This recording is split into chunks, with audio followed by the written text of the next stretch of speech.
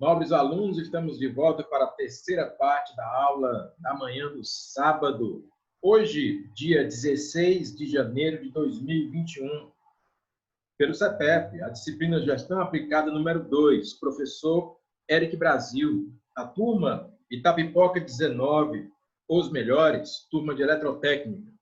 Estávamos a conversar sobre o organograma e nós dissemos que o organograma é um gráfico que exibe a hierarquia e a estrutura organizacional de uma empresa. Você pode identificar os cargos, as posições, os departamentos, quem está subordinado a quem é responsável pelo quê. Às vezes você quer fazer uma reivindicação, ou às vezes você precisa de uma informação, ou muitas vezes você precisa se reportar a um determinado profissional e você se reporta ao profissional errado. Às vezes você acha que o presidente da empresa vai resolver, ele não resolve, quem resolve é quem tem o conhecimento especializado no departamento específico. Então, você quer tirar uma dúvida sobre o departamento comercial, você pode se dirigir ao departamento comercial ou ao departamento de marketing. Você precisa resolver um assunto financeiro no departamento financeiro, no departamento contábil. Você precisa desenvolver algo relacionado com as suas férias, departamento de recursos humanos ou de gestão de pessoas, ou como hoje estão gostando de falar, de gestão de gente, né? Você vai encontrar essa expressão hoje, o gestor de gente, o gestor de recursos humanos, é a mesma coisa, né? É o mesmo profissional, muitas vezes com uma outra nomenclatura. O organograma vai mostrar isso para você também, ok? Muito bem. Até aqui alguma pergunta, comentário, dúvida, desabafo, indagação ou intervenção? Professor, deixa eu tirar uma dúvida com o senhor. Oi, André. Geralmente, quando a gente vai procurar uma faculdade de RH, no caso, gestão de pessoas seria o mesmo aprendizado? Eu poderia escolher um dos dois ou um é melhor que o outro? Eu não entendo a diferença. Normalmente, você precisa olhar a matriz curricular do curso e a proposta metodológica. Normalmente são a mesma coisa, certo? Só que dependendo da universidade, dependendo da escola, dependendo da instituição, a gestão de pessoas pode estar mais envolvida para o trato direto, o gerenciamento de conflitos, o dia a dia da empresa. E os recursos humanos propriamente ditos podem estar mais envolvidos com as questões que estão muito conectadas com o departamento pessoal, com a questão das rotinas trabalhistas, com a legislação trabalhista, né? Com rotinas burocráticas, por exemplo, como férias, licenças.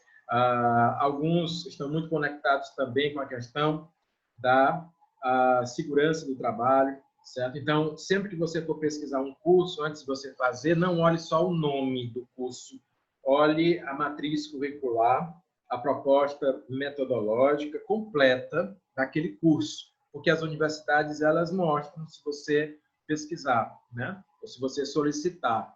Às vezes, só o nome não quer dizer tanta coisa, não, certo? Às vezes são sinônimos e às vezes podem ter algumas oscilações, alterações. Vou te dar um exemplo. Se você quiser se formar em administração na Universidade Federal do Ceará, na UFC, a UFC ela tem um dos melhores cursos de administração do Brasil, certo? Eu me formei lá com muito orgulho. Só que lá na UFC, eles são mais voltados para a parte de engenharia de produção, eles são mais quantitativos, métodos quantitativos. Eles têm a parte humana, mas eles gostam mais da parte de cálculo, da parte de raciocínio lógico, certo? Se você for para a UES, a Universidade Estadual do Ceará, fazer o mesmo curso de administração, que também é muito bom, lá eles já gostam mais da parte humana. Então, eles têm as disciplinas de cálculo, até de engenharia de produção, mas eles vão focar mais em disciplinas voltadas para a gestão de pessoas, disciplinas mais voltadas para sociologia aplicada à administração, disciplinas que são consideradas mais humanas, psicologia organizacional, certo? Por outro lado, se você for fazer a administração de empresas na Unifor, que também é muito bom, a Unifor já é mais voltada para o campo dos negócios, do empreendedorismo, certo? Da captação de recursos, não é? A Unifor é mais prática, é mais conectada com o mercado de trabalho e com as práticas empresariais, certo? Então, todos os cursos de administração que eu citei são muito bons, dos melhores, inclusive, só que cada um tem a sua característica e o nome é o mesmo. Olha só, o nome é o mesmo. Então, cabe a mim, quando tenho interesse pelo curso, pesquisar mais do que o nome, pesquisar a sua proposta metodológica, né? Se possível, a ementa das disciplinas, se possível, a matriz curricular de cada um deles, certo? E aí você vai fazer o curso que tiver mais conexão com o seu projeto, né? Tiver mais conexão com a sua afinidade pessoal, com o seu desejo pessoal, com aquilo que você quer para a sua vida profissional. Tá certo? Ok, Andréia?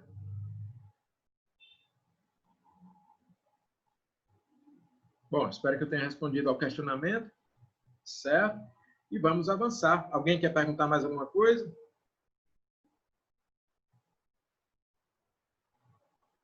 Vamos lá.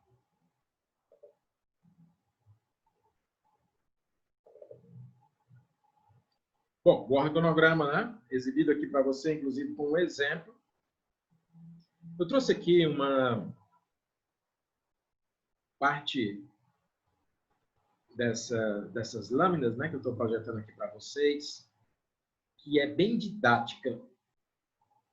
Para quem já me conhece, sabe que eu gosto de trazer exemplos impactantes, exemplos que nos ajudam a entender melhor um conceito, para que fique na memória, para que você possa desenvolver um pouco melhor, para que não fique só naquela história, o professor falou, né, eu vi, só para fazer uma prova. Não, para que você possa internalizar para a vida. Então, para você lembrar de organograma, ou você lembrar do que a gente está falando de estrutura organizacional, ou você lembrar de hierarquia, eu trouxe aqui uma passagem que parece até uma passagem religiosa, só que não é. Vou falar para vocês de uma consultoria que é considerada a primeira consultoria da história da humanidade. Ainda nos tempos de Moisés. E Moisés viveu há mais de 3.000 anos atrás. Estou falando de Moisés porque Moisés é um líder muito conhecido, independente da sua religião. Se você for judeu, você sabe quem é Moisés. Se você for católico, você sabe quem é Moisés. Se você for evangélico, você sabe quem é Moisés. Se você for espírita, você sabe quem foi Moisés. Se você for ateu, você sabe quem foi Moisés. Então, é uma figura muito conhecida para esse exemplo, certo? Só que nesse exemplo, mais importante do que Moisés é o sogro dele. O nome do sogro de Moisés era Jetro, ou dependendo da versão, Jetros. Vamos chamá-lo de Jetro. Jetro era o sogro de Moisés. E o Jetro, ele faz uma consultoria para o Moisés, utilizando os assuntos que a gente está falando aqui nessa disciplina de gestão aplicada 2. Olha só. Como assim, professor? O que é que a Bíblia pode me ensinar dentro da matéria que eu estou estudando? Pode me ensinar alguma coisa?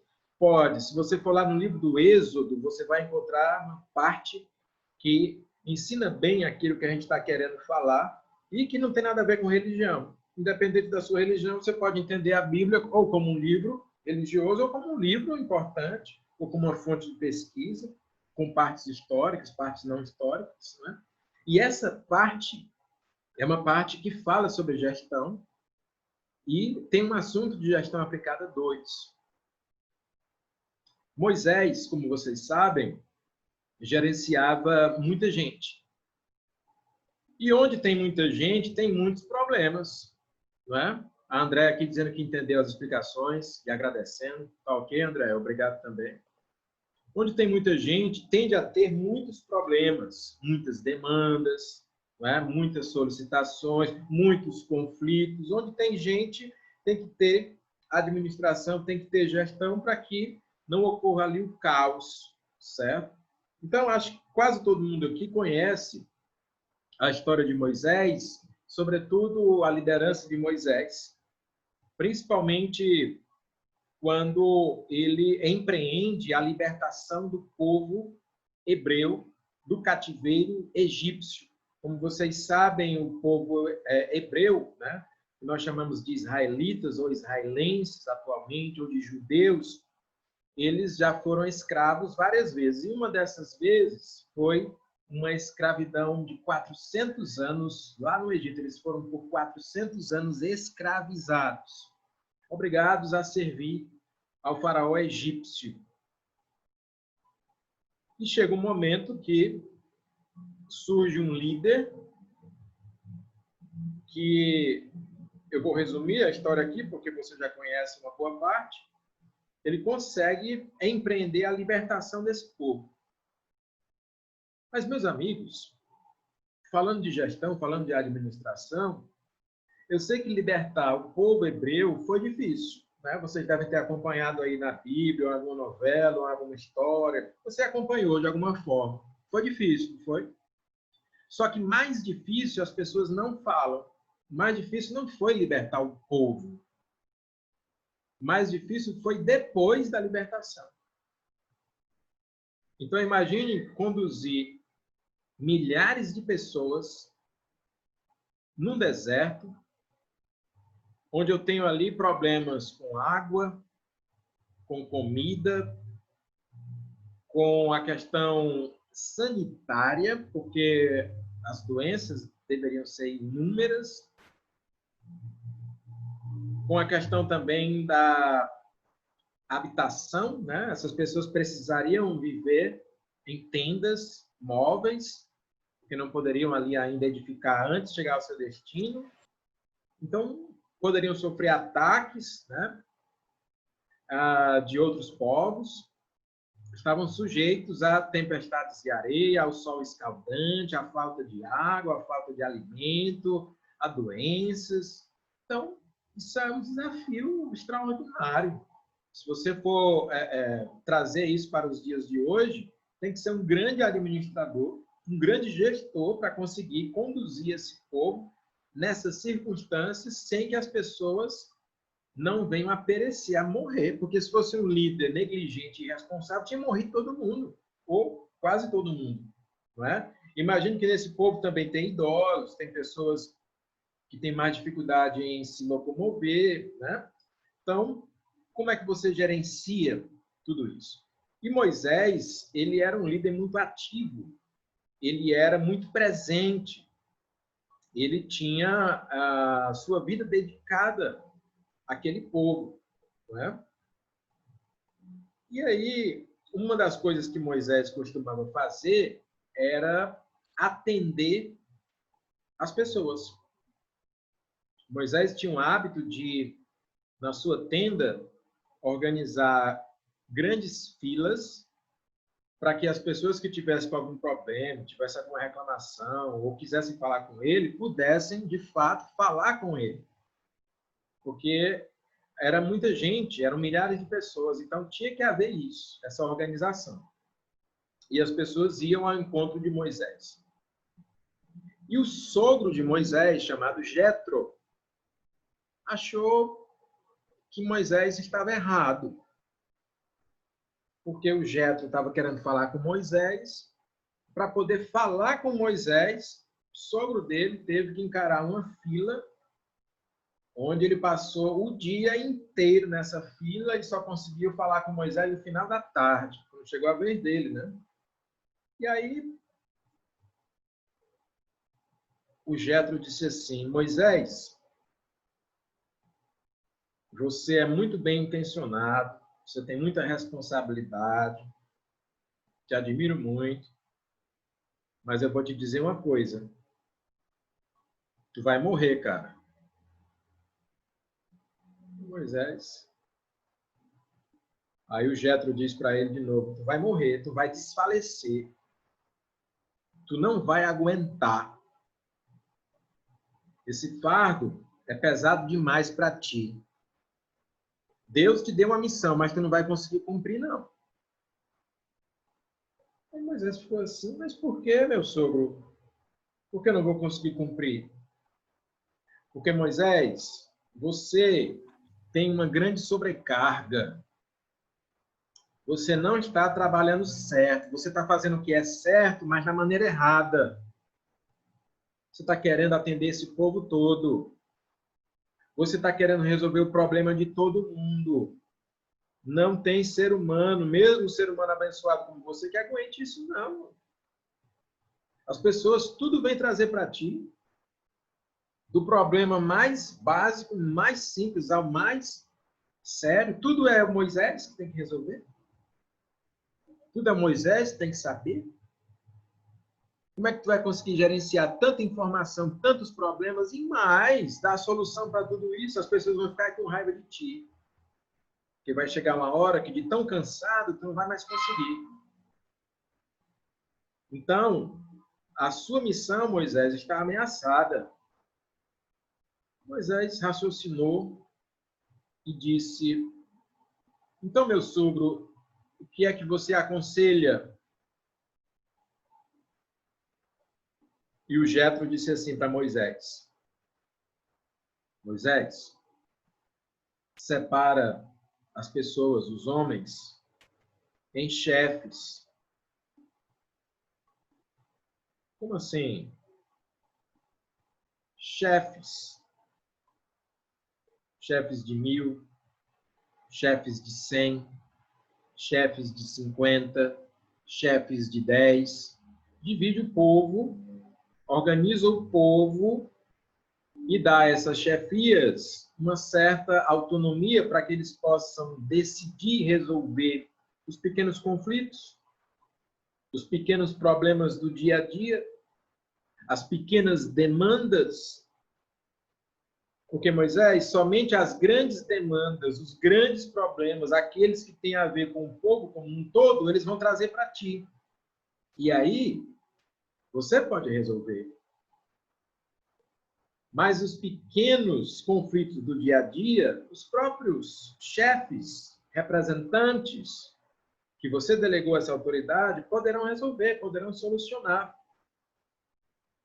E aí, meus amigos, meus alunos, é que entra a figura do organograma, dessa organização em cargos, ou em funções, ou em tarefas, que o Moisés, mesmo sendo o líder maior do povo, mas como ele tinha que lidar com milhares de pessoas, com muita gente, foi a forma encontrada para que ele pudesse gerenciar essa problemática. Então, aqui eu trago para vocês o organograma de Jetro para Moisés. A primeira consultoria, os conselhos de Jetro. E quem quiser pesquisar, não estou falando de religião, mas quem quiser pesquisar, pode ir na Bíblia, lá no livro do Êxodo, Êxodo 18, 21, e pesquisar. E você vai entender que naquele texto, eles estão querendo descrever, mesmo naquela época, 3.000 anos atrás, um organograma, cujo poder maior estava em Deus, né? Claro, porque eles acreditavam em Deus acima de todas as coisas. Deus é, de fato, a autoridade suprema, mas logo abaixo de Deus, representando Deus perante o povo, estava Moisés. E seguindo os conselhos do seu sogro Jetro, Moisés dividiu o povo em chefes de 1000, chefes de 100, chefes de 50 e chefes de 10, criando uma estrutura de organograma onde ele poderia identificar quem era responsável por quem. Então, vamos imaginar que Moisés tenha dividido o povo em tribos, né? Aplicando aí o princípio das tribos de Israel, ou qualquer outro princípio que ele quisesse. Cada chefe seria responsável por 1000 homens, por 1000 pessoas. E cada um deles, os que viessem abaixo deles, também teriam uma responsabilidade um pouco menor, mas ainda teriam responsabilidade sobre 100 pessoas. E os que estivessem abaixo dele teriam uma responsabilidade menor, mas ainda teriam uma responsabilidade sobre 50 pessoas. E os que estivessem abaixo não teriam uma responsabilidade menor, mas teriam sobre 10 pessoas. Então, vamos imaginar que um chefe de família fosse responsável por 10 pessoas, uma autoridade mais local fosse responsável por 5 pessoas, uma autoridade mais regional fosse responsável por 100 pessoas, e uma autoridade tribal fosse responsável por 1000 pessoas. E quando esse chefe de tribo tivesse um problema grande que afetasse todo mundo, ele procurava Moisés. Mas eles não lançavam todos os problemas para Moisés, eles dividiam os problemas, as demandas, as responsabilidades nessas chefias e nesse esquema de organograma. Então, o que é organograma? É um gráfico que exibe a estrutura da empresa, da instituição, da entidade, a estrutura hierárquica, a estrutura organizacional, e está aqui muito bem representado nessa parábola ou nessa passagem que você pode encontrar numa fonte de pesquisa que é amplamente divulgada, que é a Bíblia, nesse caso o livro do Êxodo, nesse caso um exemplo prático de para que serve o organograma e de como eu poderia utilizar o organograma, certo? Mas, professor, e hoje em dia? E na realidade prática das empresas, ou da minha empresa, como é que eu poderia utilizar esses conhecimentos? Muito simples. Eu fiz uma visita... Opa, o Roberto Lucena tem uma observação sobre Moisés importante. Quer falar agora, Roberto? Sim, professor. E na escuta, entendi aí a sua observação. Você consegue trazer esses exemplos bíblicos, que para mim são espirituais, para a atualidade natural. Concordo, dá para ser seguido.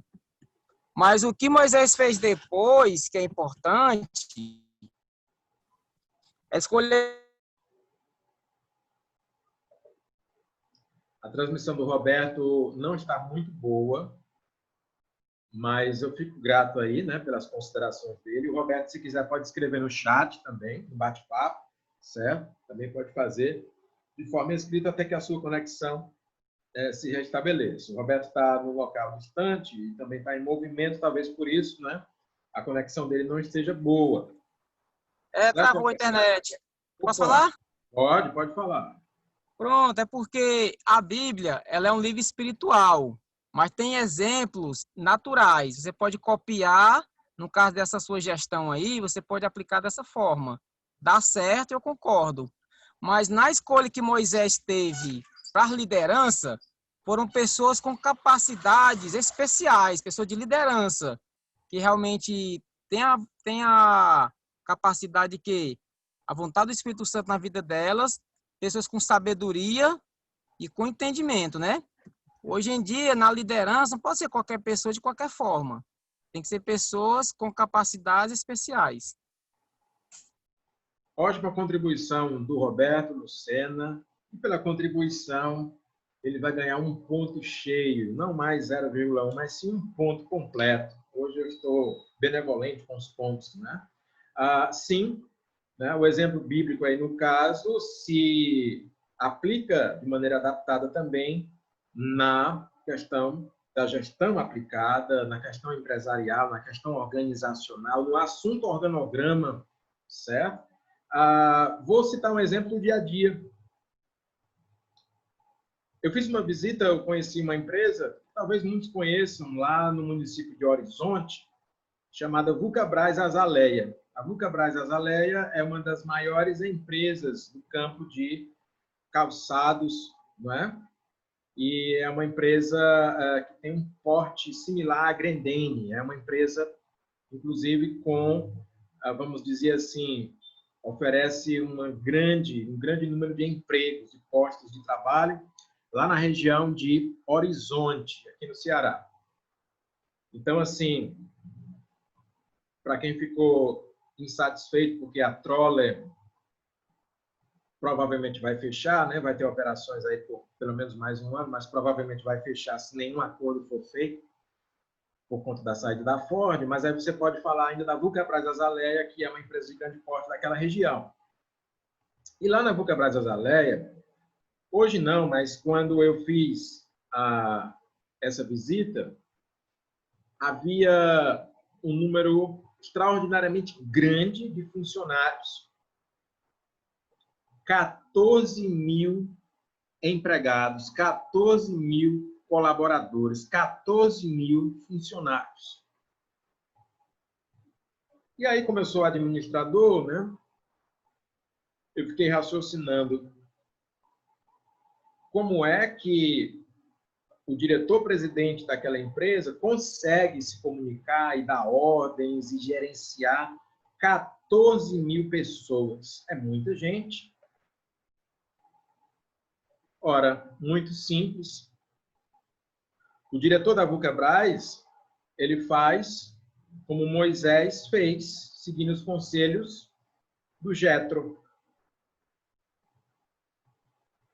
O diretor daquela empresa não precisa, ele pode até fazer, mas ele não precisa reunir 14 mil pessoas num pátio. Ele só precisa identificar, como o Roberto Lucena falou, as pessoas mais qualificadas para ocupar as diretorias. Então, ele escolhe, por exemplo, um engenheiro que tenha muita experiência na área industrial e produtiva para ser o diretor de produção. Ele escolhe uma pessoa que tenha amplo conhecimento em finanças para ser o diretor financeiro. Ele escolhe uma pessoa que entenda da parte comercial e de marketing e publicidade para ser o diretor de marketing.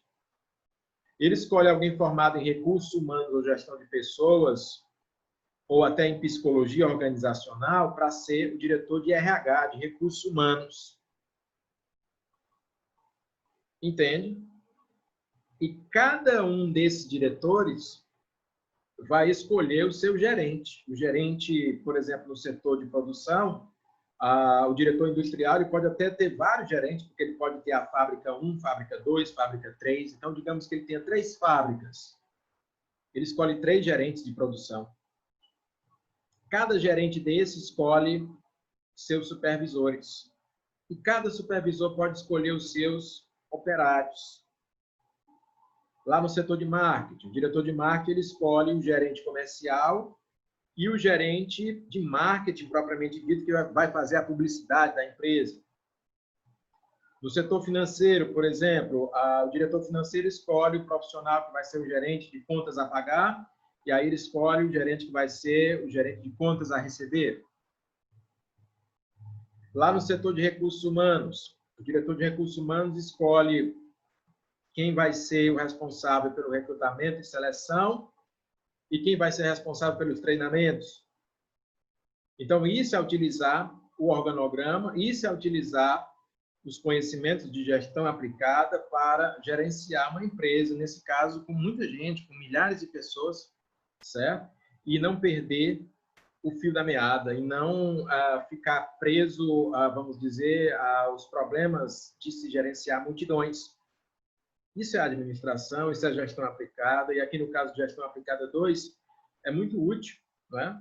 Inclusive para você, nas organizações que você trabalha, não só as grandes empresas, mas até as pequenas e médias empresas também podem utilizar essa lógica, tá certo? Ficou claro até aqui, meus amigos? Alguma dúvida, pergunta ou indagação a esse respeito? Muito bem. Eu vou encerrar essa transmissão e daqui a 2 minutos nós retornamos com mais conteúdo. Até daqui a pouco.